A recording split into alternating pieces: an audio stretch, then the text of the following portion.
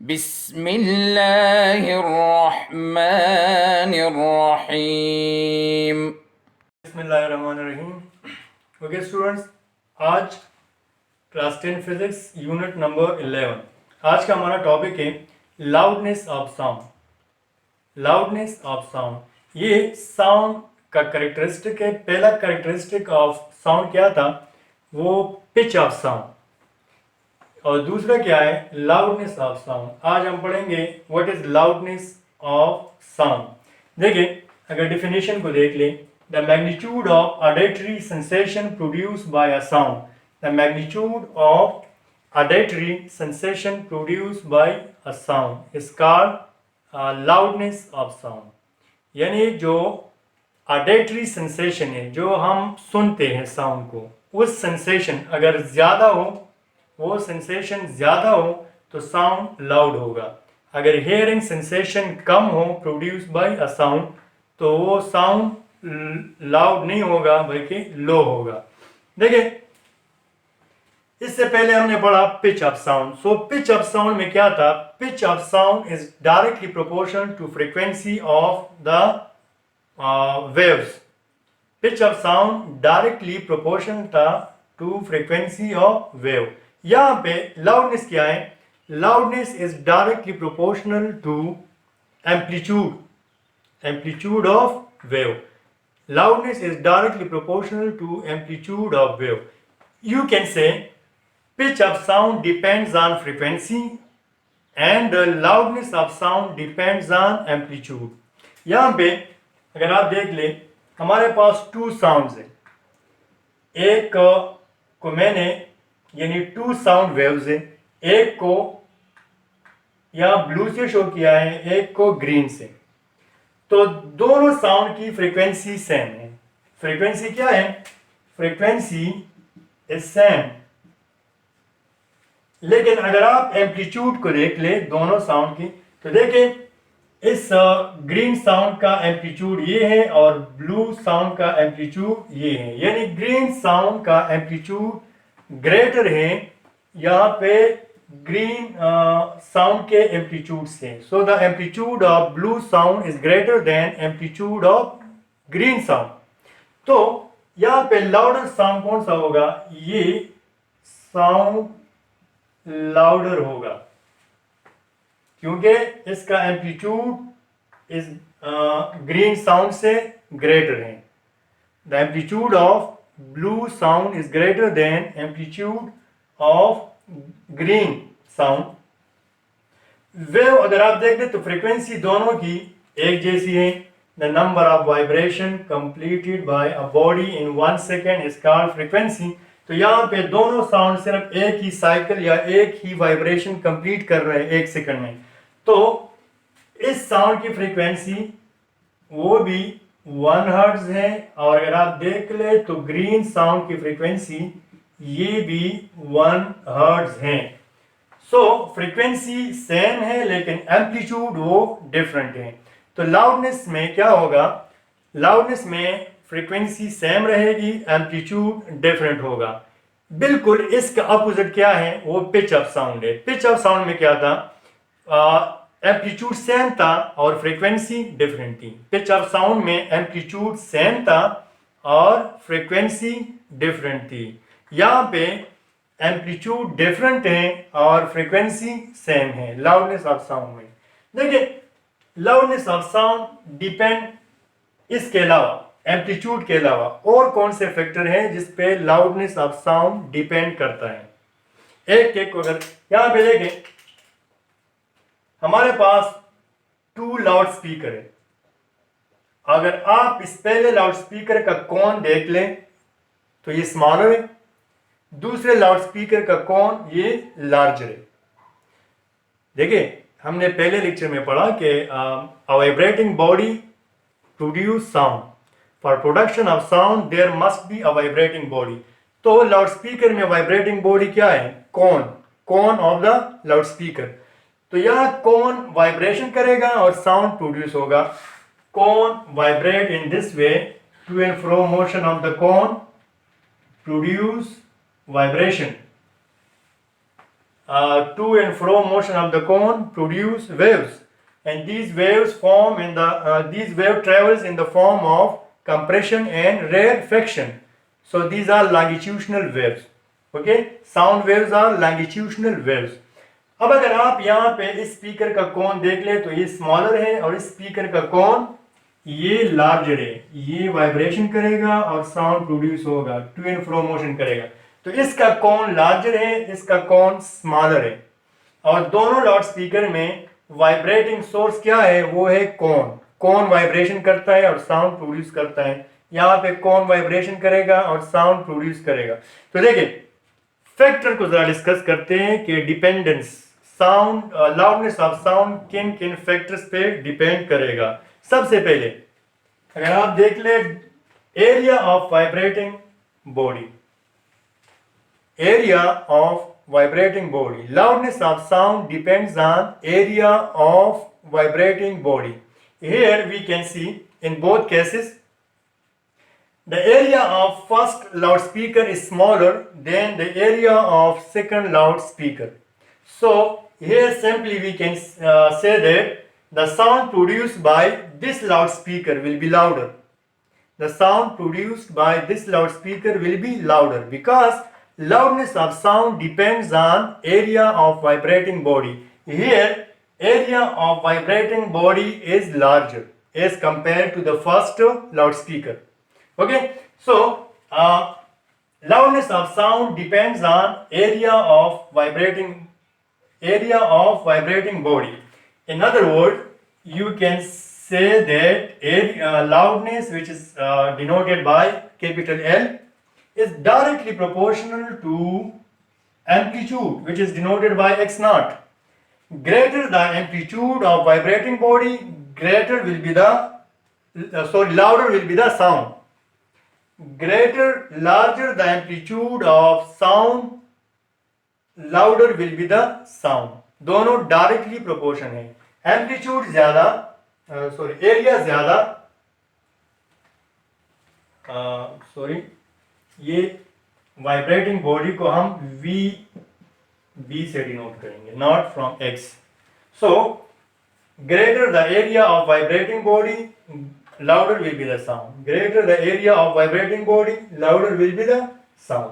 अच्छा, नेक्स्ट किस चीज पे डिपेंड करेगा? Distance from the source. हमने साउंड में पढ़ा था कि there are 3 things for production of sound. Number 1 vibrating body, number 2 there must be a material medium. Without material medium sound cannot propagate, sound waves cannot propagate, sound energy cannot be transmitted from one location to another location without any medium. तो दूसरा था हमारे पास medium. जो तीसरी चीज थी वो थी हियरिंग डिवाइस। अगर साउंड प्रोड्यूस हो रहा है, वाइब्रेटिंग बॉडी है, मटेरियल मीडियम है, लेकिन हियरिंग डिवाइस नहीं है, तो वो हेयरिंग सेंसेशन प्रोड्यूस ही नहीं होगा।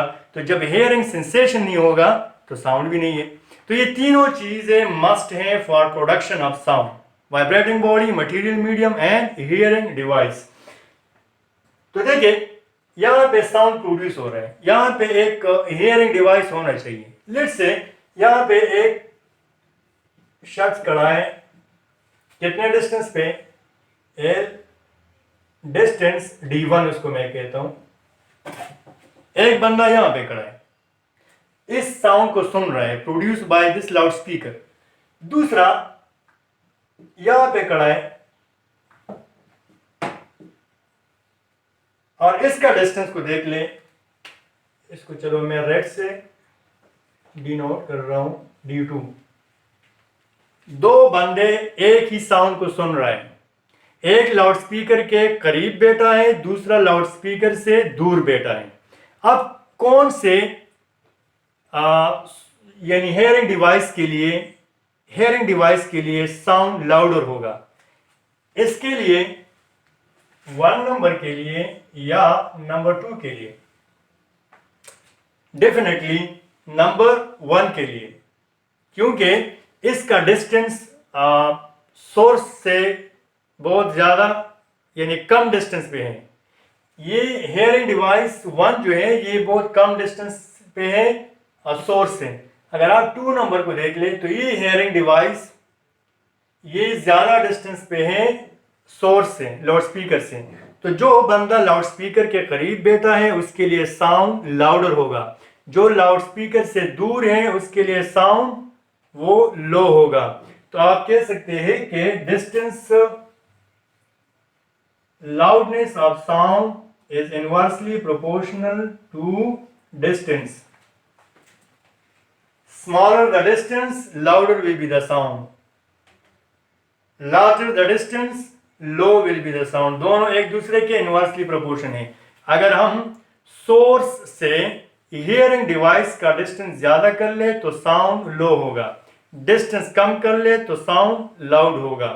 तो देखिए दूसरा फैक्टर जिस पे लाउडनेस ऑफ साउंड डिपेंड करता है वो क्या है, distance from the source. Distance from the source, वो सोर्स जो साउंड प्रोड्यूस कर रहा है उससे डिस्टेंस।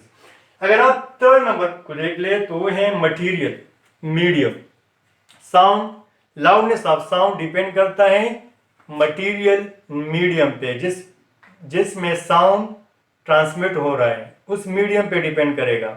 देखिए sound can be transmitted in all types of matter.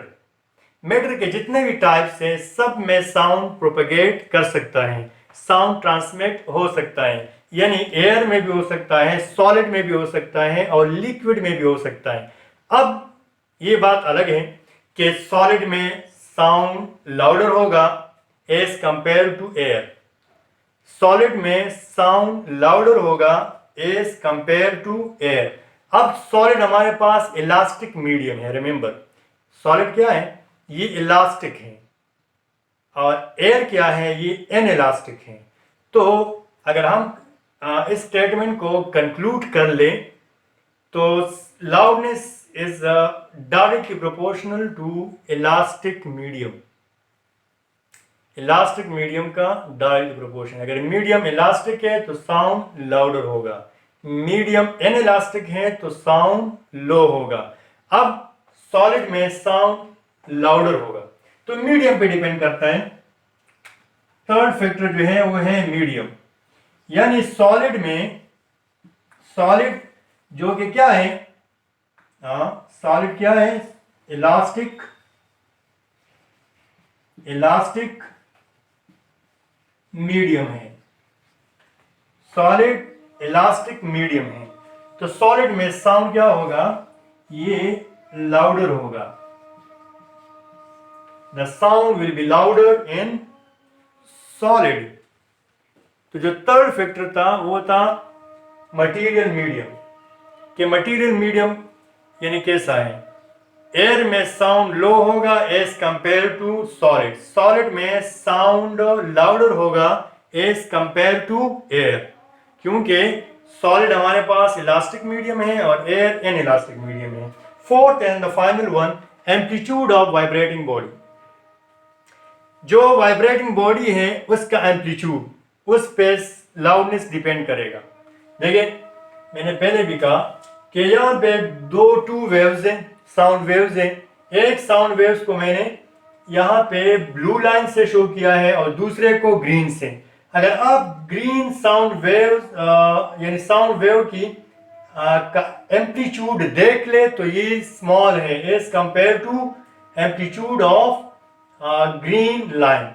तो एम्पलीट्यूड पे डिपेंड करेगा। अगर किसी साउंड का एम्पलीट्यूड ज्यादा है साउंड लाउडर होगा, किसी यानी किसी वेव का एम्पलीट्यूड लो होगा तो उसका साउंड भी लो। एम्पलीट्यूड हाई लाउडनेस ज्यादा, एम्पलीट्यूड लो लाउडनेस लो, साउंड क्या होगा, वो लो होगा।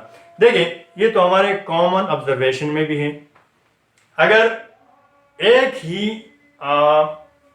चलो ढोलक है, उसका वाइब्रेटिंग यानी एरिया सेम है, एक साइड से एक बंदा उसको हिट कर रहा है, दूसरे साइड से दूसरा कर रहा है, एक उसको जेंटली हिट कर रहा है, जेंटली। तो अगर आप उस ढोलक को जेंटली हिट करेंगे तो उस ढोलक में वाइब्रेशन कम प्रोड्यूस होगा। तो जब वाइब्रेशन कम प्रोड्यूस होगा तो उस ढोलक का एम्पलीट्यूड भी लो होगा, तो साउंड बिल्कुल लो प्रोड्यूस होगा। दूसरा बंदा, he is a powerful man, उसने स्ट्राइक किया ढोलक को विद लार्जर फोर्स, तो उस ढोलक का एम्पलीट्यूड भी यानी उसका वाइब्रेशन भी ज़्यादा हो जाएगा, वाइब्रेशन के साथ साथ उस ढोलक का एम्पलीट्यूड भी हाई होगा, तो वो जो साउंड प्रोड्यूस करेगा वो लाउड होगा।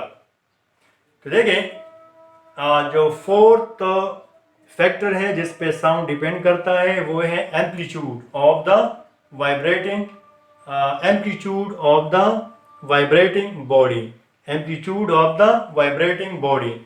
Greater the amplitude of vibrating body, greater will be the sound, louder will be the sound. Smaller the amplitude of vibrating body, lower will be the sound. तो ये four factor थे। Area from the source, material through which sound propagate, amplitude of wave, और जो ये था amplitude of material medium, distance from the source and area of vibrating body. वही students, ये sound के जो करेक्टरिस्टिक हैं उसका दूसरा ये था लाउडनेस ऑफ साउंड। पहला as I told you earlier कि वो था पिच ऑफ साउंड, ये है लाउडर ऑफ साउंड। इसके बाद जो तीसरा करेक्टरिस्टिक है साउंड का वो है क्वालिटी ऑफ साउंड, वो इंशाल्लाह नेक्स्ट लेक्चर में पढ़ेंगे। In this question if you have any questions you can ask me through WhatsApp। इंशाल्लाह नेक्स्ट लेक्चर के साथ तो दोबारा मिलेंगे, तब तक अल्लाह हाफिज। अल्लाहुम्मा अंफअना बिमा अल्लमतना वअल्लिमना मा यंफअना वज़िदना इल्मा।